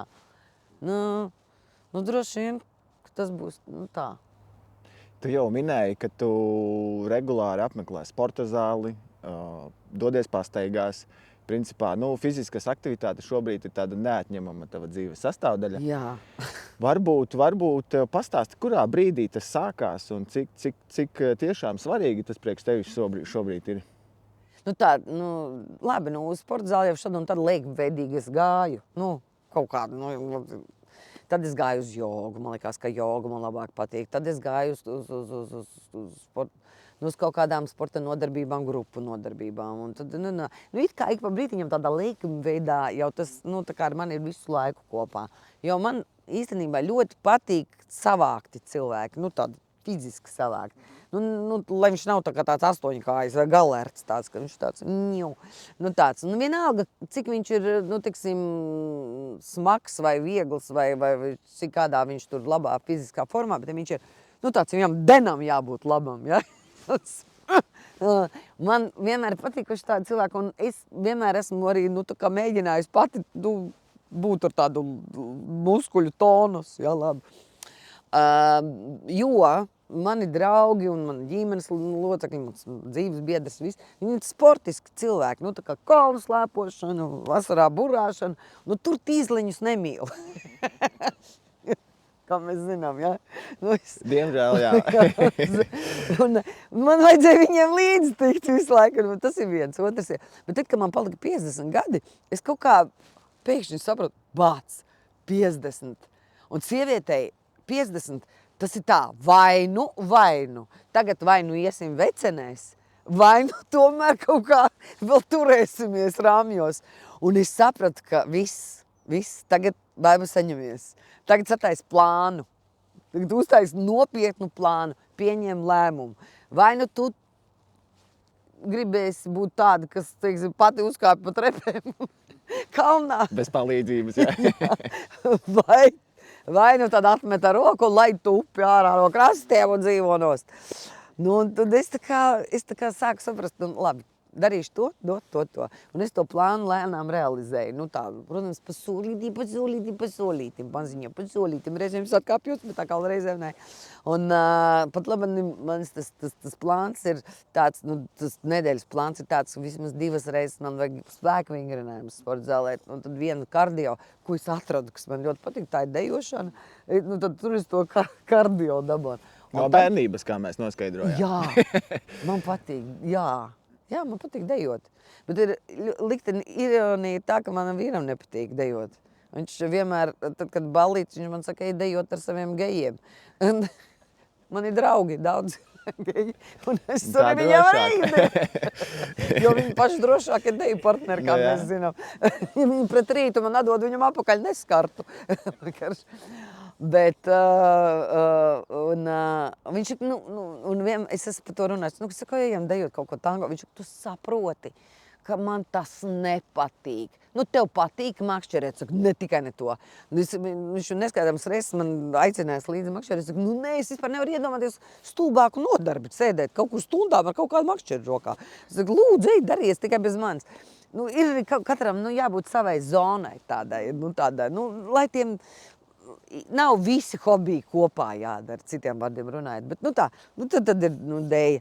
Un grēks neizmanto to, ka es dzīvoju mežā un pie jūras. Tas būtu stulbi, tāpēc, ka tas ir nosacīti pa brīvu, kā zemes nodoklis, tomēr ir jāmaksā. Tad vai par to esi samaksājis? Nē, mans dzīvesbiedrs maksās pagaidām. Bet labi, tomēr mēs maksājam, jā. Un tā jūra taču tik brīnišķīga. Iedomājies, viņi taču katru dienu savādāk, un tu tā kā elpo to jūras gaisu, un tev liekas, ka tu labu dari savai veselībai un tā. Tā kā pastaigs gar jūru un tā, un mešs, un beigās taču suņi ir, un tie tā katru dienu ir jāizved ārā un tā. Tas suņi arī ir super motivācija, lai pavadītu ārā pietiekoši daudz. Un jebkurā gada laikā un jebkuros laika apstākļos. Neatkarīgi, jā. Bet tas, man liekas, es iekļuvu citā līmenī, pateicoties tam pārgājienam. Tāpēc, kad es tur nokļuvu pilnīgi pārpratumu pēc, jo es pārklausījos. Garkāla man zvanīja un teica, karaļa tā, ka Zviedrijas iztēlojos pili, un ka es iešu pa tādām iekoptām taciņām ap pili. Labi, un vienīgais man mulsināja 120 km. Es domāju, kur ellē ir tā pili, var iet 120 km. Bet es domāju, labi, okei. Ir kaut kāds mežs, kurā visu laiku no tā meža varēs to pili kaut kur redzēt, karaļa tā, ka, ja karalis, tad tur ir pils kaut kur. Un to aiz polārā loka, to es biju izlaidus kaut kādā veidā. Un tad, kad jau mēs pienācām jau tuvāk tai izlidošanai, ka biļetes jau bija nopirkts, tad tikai es sapratu, aiz polārā loka, ārprāts. Ja es būtu sākumā dzirdējis, es būtu visu ko izdomājis, lai tur nenokļūtu. Un tad es sāku histērijā kaut ko ķert un grābt. Es paķēru kaut kādu hantels un sāku gar jūru skriet, jost kaut ko gatavu. Bet es iedomājos, par vēlu dzert boržomī, kad aknas ir beigtas. Viss jau slikti bija jau tajā brīdī, jau es sapratu pa vēlu. Ārprāts, un tā kā es ieraudzīju, ka mēs izkāpām no tā vilciena, un es ieraudzīju to visu to dabas, to ainavu, es sapratu. Mamiņa mīļo, ja tu tur esi kaut kur augšā, ja tu esi lūdzu, tagad stāvi man klāt, tagad man vajag tevi. Un tad bija mūsu tā lūkšana bija tāda, mīļo Dieviņ, dod man spēku, pārējo es izdarīšu pati. Un es biju pārsteigta īstenībā, cik cilvēka ķermenis ir unikāls. Es biju pārsteigta. Es biju pilnīgi tā kā sastingus, tā kā es neko nejūtu. Man nesāpēja nekas. Es tā kā tāds kaut kāds robots gāju. Es tikai gāju. Tā soma taču svēra 23 kg, tas ir daudz. Priekš netrenēta cilvēka tas ir daudz. Tas ir daudz. Un es eju, un ja kāds saka, ka tur var visu dzīvi izdomāt, neko tur nevar izdomāt. Tu vienkārši tupa ej. Vienkārši tu sev saki, ej vēl vienu soli, ej vēl vienu soli, ej vēl vienu soli, ej vēl vienu soli. Visu laiku tev ej vēl vienu soli. Un tad tev pēkšņi pasaka, jūs esat mālāči līdz galapunktam 10 km. Es saku, ko? Kādi 10? Tev liekas, ka tu jau esi kaut kādu jau mūžību gājis. Vēl 10 izrādās. Un tu ej. Un tad tu beigās nonāc tā galā. Izrādās, to var izdarīt. Tu nonēji to visu. Un tā augsts un cilvēks ir tik vājš arī no otras puses. Viņam atņem siltumu, atņem komfortu. Viņš ir manipulējams. Viņš ir manipulējams. 3. vai 4. dienā visi raud. Visi. Vienkārši tiešām mēs raudājām pilnīgi visi. Tur vajadzēja mazāko iemeslu. Tikai mēs kļuvām super emocionāli, kas man arī likās ļoti dīvaini. Ļoti. Tu iedomājies, tev ir kabatā biļeti uz mājām. Tu zini, 100 punktu tieksi uz mājām. Kaut kad tu tiksi. Tu izmocīsies, bet tu tiksi. Tev ir telts, tev ir guļamais, tev pat ir ko ēst, un tev pat ir uguns, ko sasildīties. Tā kā tēju var iedzert un tā. Un vienalga tu raudi. Kas tas ir? Mēs esam tik vāji radījumi tomēr izrādās. Un tad es tieši tajā brīdī arī domāju par tiem bēgļiem. Es arī domāju, viņi taču izmuka bez nekā, bez teltīm, bez guļamaisiem, bez prīmusiem, bez pārtikas, nesagatavot, vienkārši izmuka un vienkārši... tad jā, bet pēc tā pārgājiena es sapratu, ka bišķi kaut kā biežāk uz to sporta zāli jāiet. Kaut kā jāpievēršās šitam nopietnāk ir. Bet ņemot vērā, ka tev tagad ir 56, tas nozīmē, ka vismaz jau 6 gadus tu tā aktīvi arī pildi šo sev doto solījumu, vai ne? Jā. Super. Ka to nevar tā baigi redzēt, es atvainojos, bet katrā ziņā es cenšos. Man godavārds mašīnā, tur stāv mašīna, tur ir treniņu tērps. Viņš ir. Tu esi gatava arī fiziskām aktivitātēm. Jā. Klau, bet īstenībā tās 3 dienas, par kurām tu minēji arī no jūsu pārgājienu un jūsu Nedēļa. Piedzīvojuma, bet 3 dienas bija tas kritiskais punkts, tu teici. 3, tas īstenībā ļoti labi sasaucās arī ar 72 stundu somu, jo tas ir tas laiks, līdz kuram tev tā kā vajadzētu būt pašpietiekamam un tomēr tā kā censties izdzīvot saviem spēkiem. Un ja ir tas lūzuma punkts, tad no tā brīža jau jāsāk cerēt tomēr arī no kaut kādas ārējās palīdzības. Bet principā neapzināti, bet jūs visi kopistiski nodarbojāties ar rakingu. Ar šīm smagajām somām jūs veicāt ļoti garu distanci, tu teici vairāk kā 120 km. Ko tu domā par rakingu? Un kā tev liekas, vai tas ir piemērots visiem cilvēkiem, vai varbūt tikai kādai cilvēku grupiņai atsevišķai? Es nezinu, man liekas, visiem nav viss piemērots. Es, piemēram, nelecu aliņģī, ko visi dara, gandrīz vai visi. Ja pēc Instagram skatās, tad liekas, ka visi ir ielikuši, es vienīgā palikuši ārpusē. Katrs otrais, jā. Jā. Tā kā, nē, nav visiem domāts. Vajag darīt to, kas tu sniedz gandarījumu. Vai es ar to nodarbošos bieži, es vēl joprojām jūtu to somu plecos. Es nezinu, vai es gribu vēl vienu reizi ar tik smagu somu iet. Iet es gribu, bet ar tik smagu es nezinu, vai es gribu iet. Jo tāpēc, ka tas tomēr bija ekstrēmi. Tas bija daudz, jā. Jā, un varbūt, ka man tagad, es tagad to zinu, kā tas ir, un man būtu grūtāk to izdarīt. Tāpēc, ka es zinu, daudz cilvēku dara lietas, jo viņi nezina, kas tas ir. Ja? Un viņi dara vienkārši, ir process, un viņi dara. Grūtāk ir tad, ja tu zini. Bet ja man piedāvātu iet atkal un teikt, ka kompānija būs forša un viss būs labi, es droši vien tad nopietnāk gatavotos. Tad es tieši gatavotos tam, ka tā soma būs man jānes. Jo par to iešanu man baiļu nav. Es tā kā zinu, ka es tādus gabalus varu noiet, ja, bet vēl īstenībā jau ir īpaši jāpievērš uzmanība, pa kurien tu ej. Ja tu kāpi kalnā, manā vecumā kāpt kalnā, tas nozīmē, ka smagu kardioslodzi. Tad man vajadzētu vispirms noiet pie daktera, pajautāt, vai es to varu. Jo es vēl vienreiz uzsveru, man ļoti negribas būt nevienam par nastu. Es noteikti negribētu, ka kāds nes manu somu un ka kāds mani gaida, tāpēc, ka es nevaru pavilkties. No tā man ir visvairāk bail. Nevis no tā, ka es tur pusceļā kaut kur nomiršu, no tā man būtu vismazāk bail. Bet, ok, nomirst tas viss. Bet tas, ka kāds tevis dēļ cieš papildus nērtības, tā ir ļoti nejauka sajūta, manuprāt. Jā, jums pieredze bija salīdzinoši izaicinoša. 23 kg, tas ir daudz. Tas ir pielīdzināmi kā mums militārā vidē. Lidots čemodāns, ko mēs nododam. Tev plecos un to ar viņai. Es visiem saku, kas ir 23 kg. Tad, kad tu nodod to čemodānu, tu drīkst 23 kg. Tu nevis nodod viņu, bet uzkar sev kaklā un ej vienkārši. Tas ir tas. Jo mēs ierosinām sākt ar nelielāku svaru. 2 ūdenspudeles ieliekam iekšā somā un gar jūru pastaiga ar mugursomu. Un tad pakāpeniski kāpinam, kad jau šīs 2 ūdenspudeles paliek viegls svars. 3., 4., iespējams kādu hantelīti ieliekam. Un tad mēs varam izaugt līdz jau 23, iespējams kādreiz, kad mums ir komfortabli un nevelk plecus kopā. Jo šis arī militārajā vidē biežākā kļūda ir atnākot uz zemesardzi, iestājoties.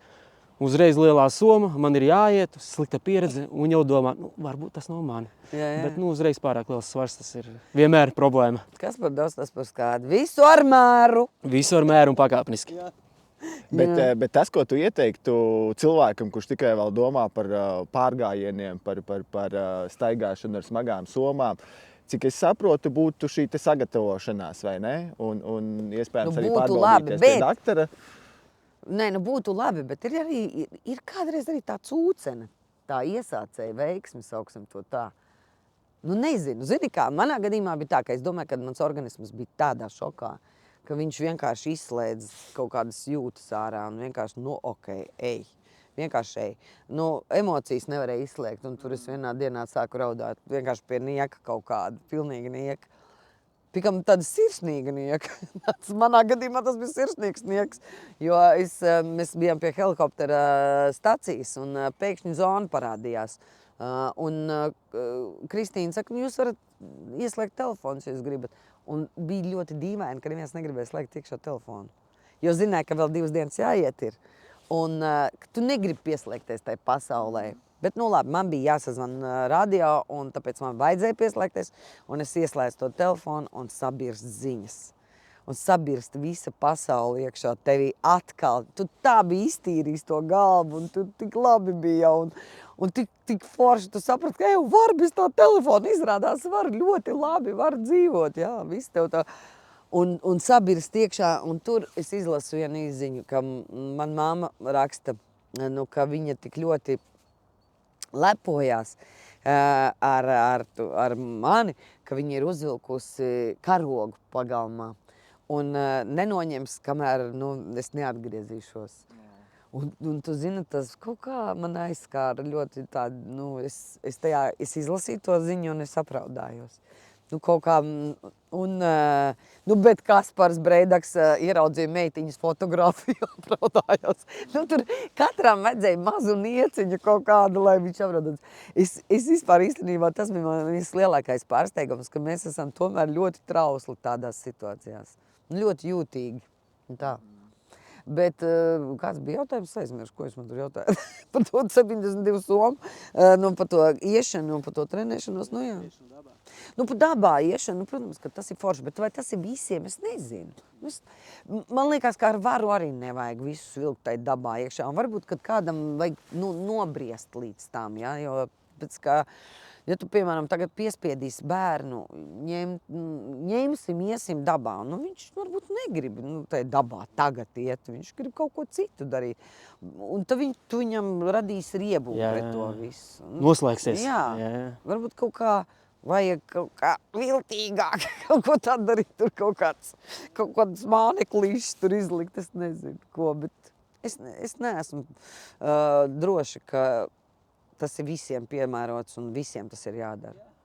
Mēs mēģinam iepakot to mārketingā šobrīd ar to starta finiša zonas aktivitāti, lai cilvēki atnāk, pamēģina, ir papildus bonusiņi kaut kādi, ko viņi var iegūt, un tad viņi saprot, patīk vai nē. Jo.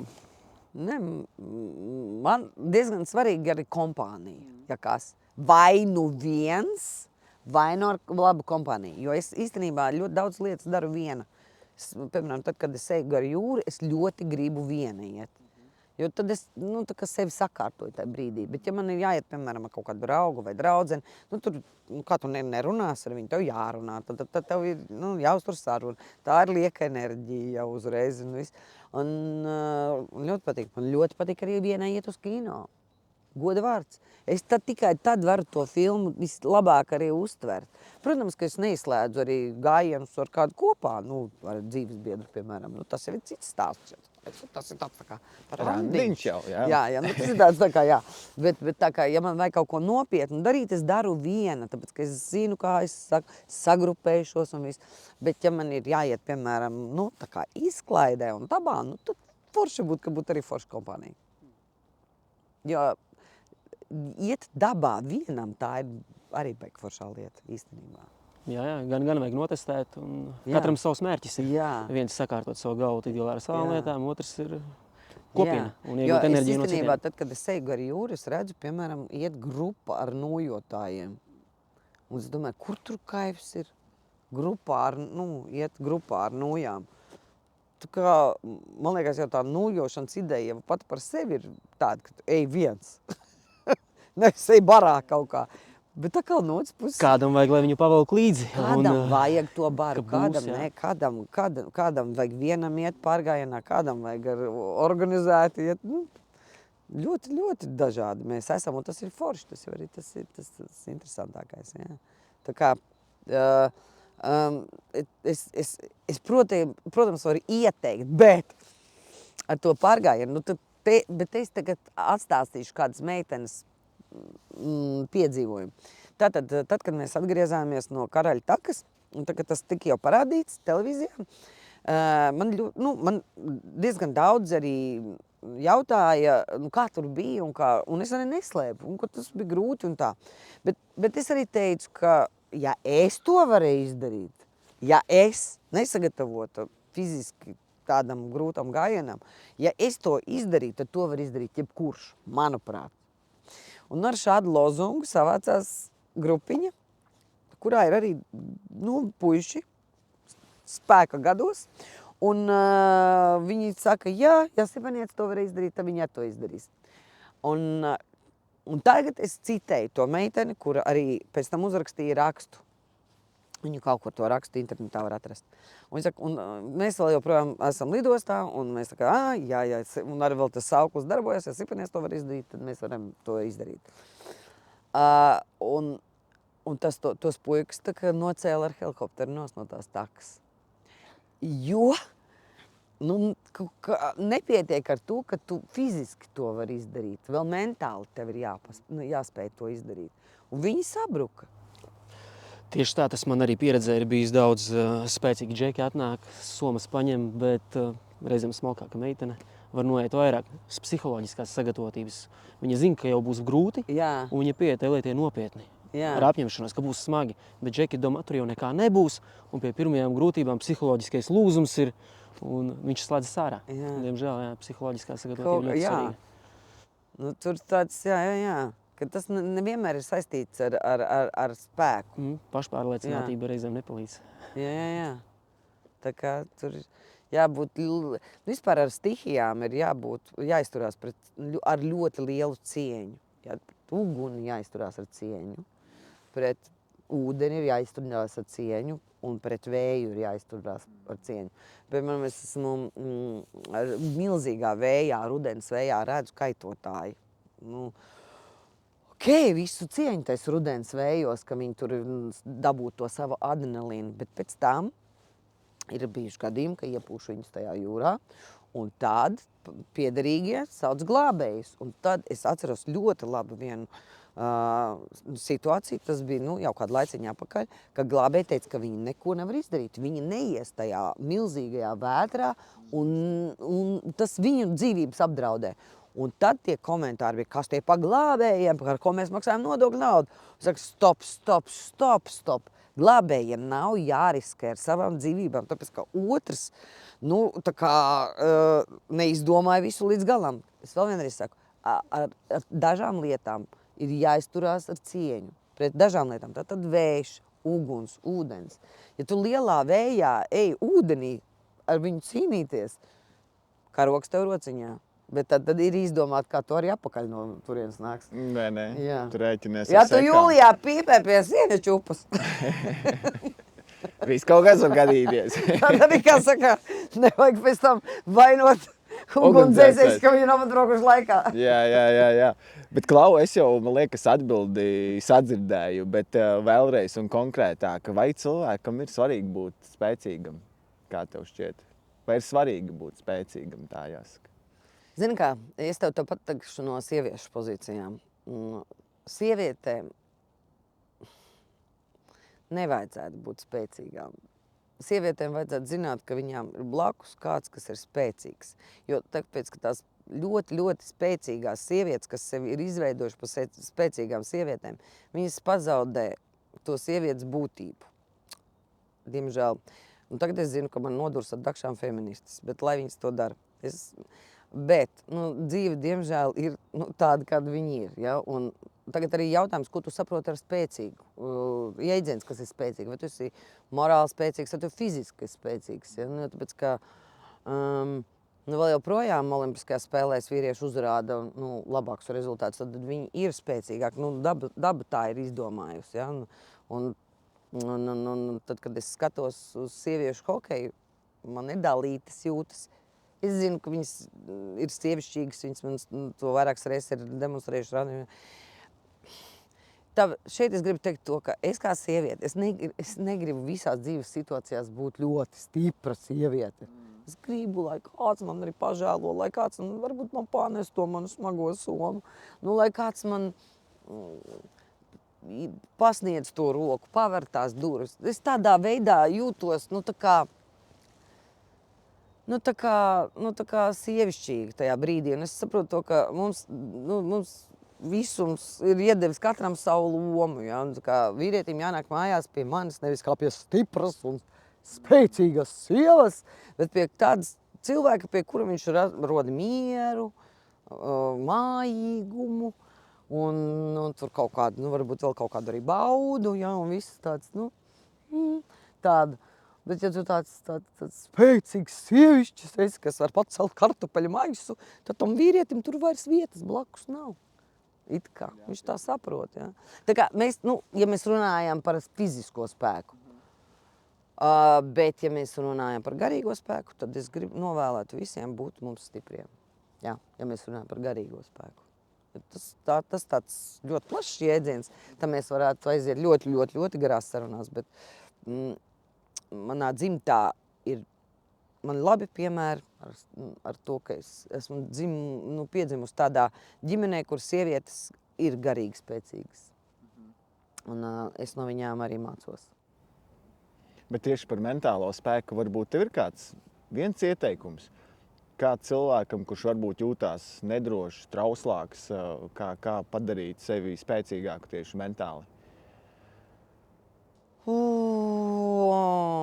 Redzi, manuprāt, tāda viena formula vispār nav.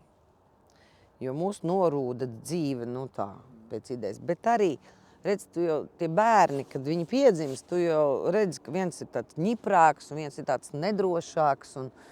Un tas, kurš ir tāds ņiprāks, tad viņam ir vieglāk. Un tas, kurš ir tas nedrošākais, tad tam ir tā kā grūtāk to dzīvi tā kā pieņemt un tā. Tā kā es īstenībā, man nav tāda viena tāda formula, kā pateikt, kā būt stiprāk.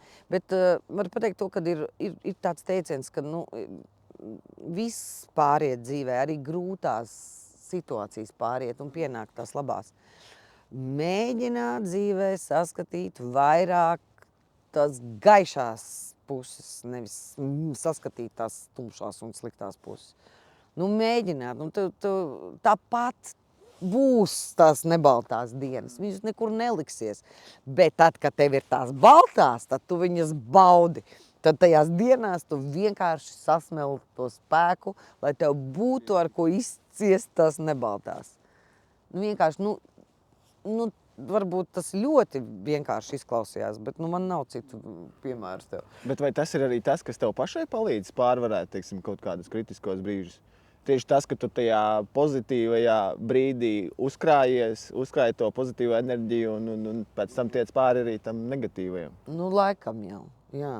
Zin kā, ja mēs tā sevi tā iedomājamies kā tādu viedierīci, ja, slēdzies pie tā lādētāja klāt katru mīļu brītiņu, ja, jo tu nevari zināt, kad tev beigsies tās baterijas un kad tev viņu vajadzēs atkal uzlādēt.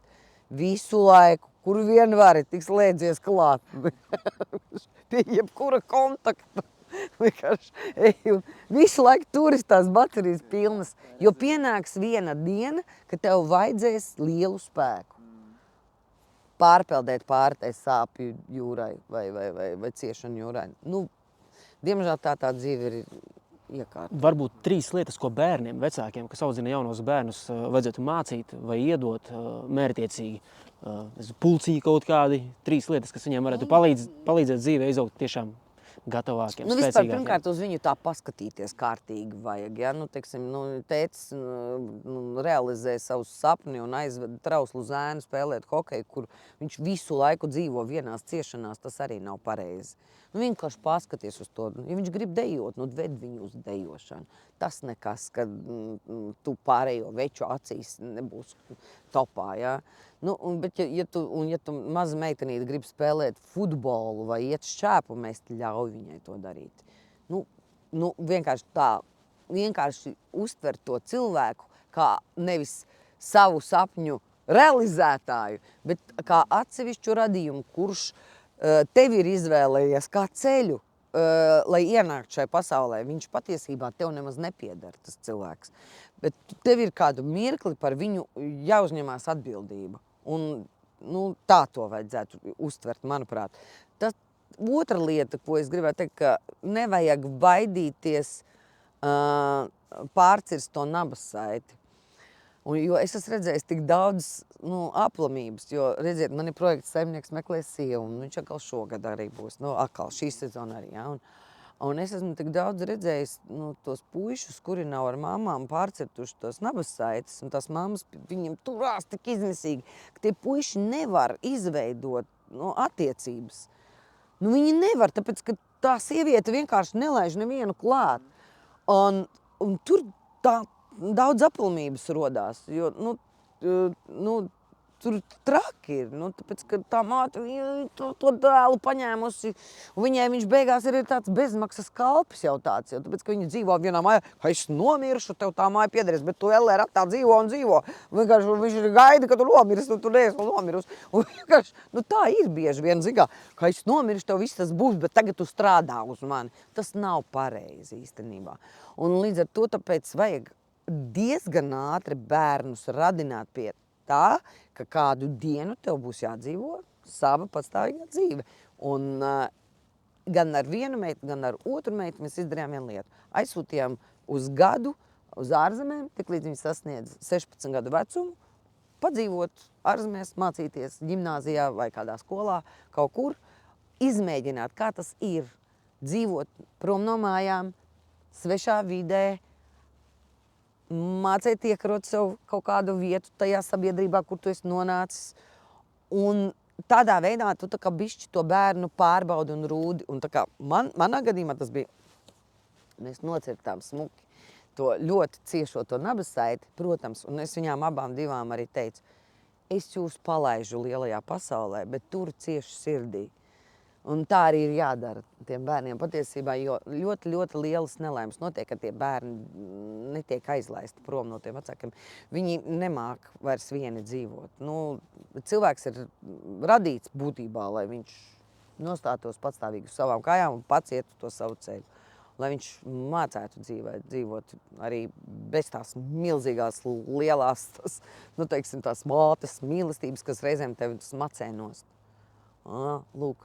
Tas ir ļoti grūti vecākiem reizēm to ir izdarīt. Ļoti. Kādreiz tas ir pilnīgi tā kā līdz sāpēm. Es esmu ļoti daudz runājis ar savām draudzenēm par šo tēmu un arī ar citiem cilvēkiem. Tā trešā lieta, tu prasīji 3 lietas. Mēģināt viņos ieaudzināt krietnumu. Kā to var izdarīt? Tikai ar personīgo piemēru. Kas ir krietnums? Krietns cilvēks manās acīs ir tas, kas pilda solījumu. Tas, kas saprot, kas ir dzimtene. Tas, kas zina, kas ir pienākums pret dzimteni. Tas, kas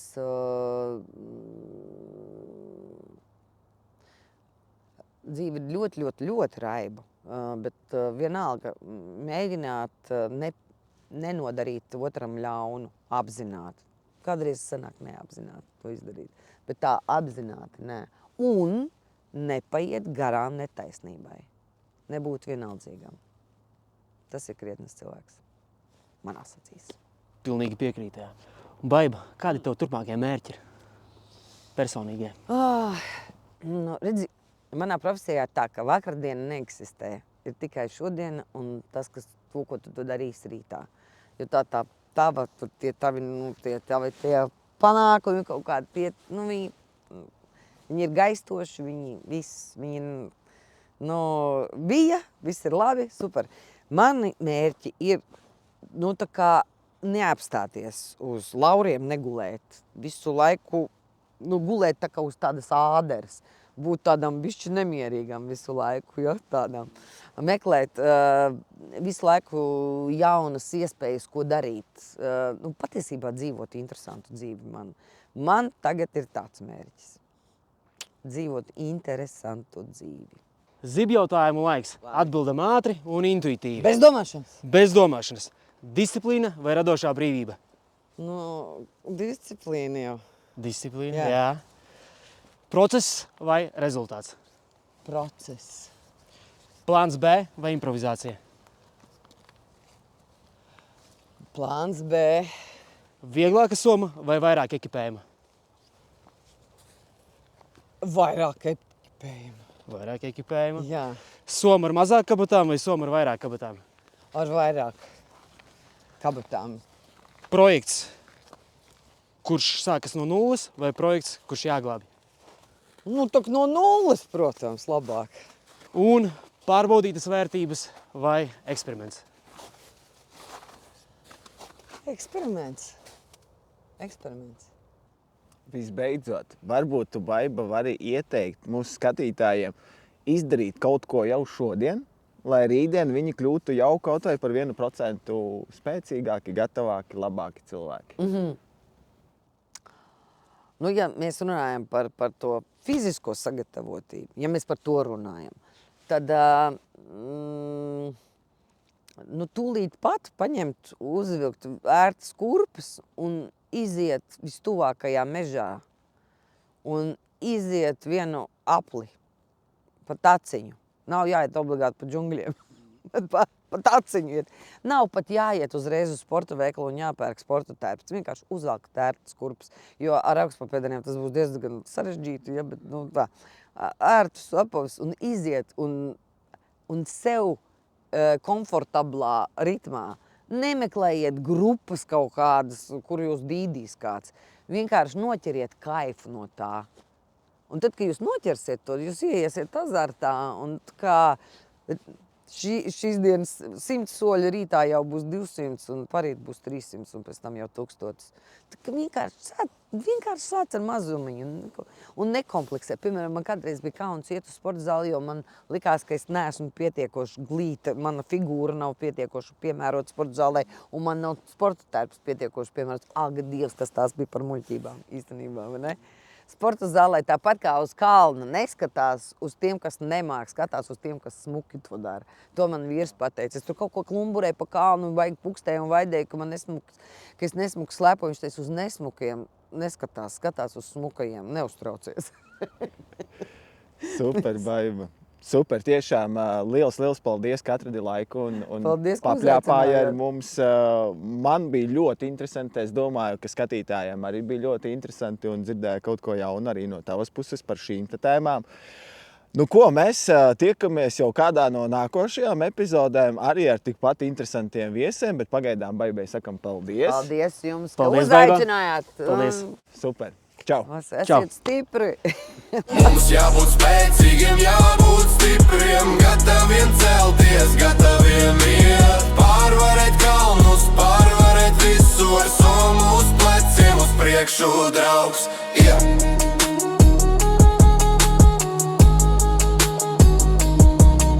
Kad ceļš kļūst grūts un kājās gurs, kad šaubas prātā klusinā klātā, atceries smagās, summa tevi rūdīju, sev atgādini, tu vari stāvēt taisni, kad citi lūst. Mums jābūt spēcīgiem, jābūt stipriem, gataviem celties, gataviem iet, pārvarēt kalnus, pārvarēt visu ar somu uz pleciem, uz priekšu draugs.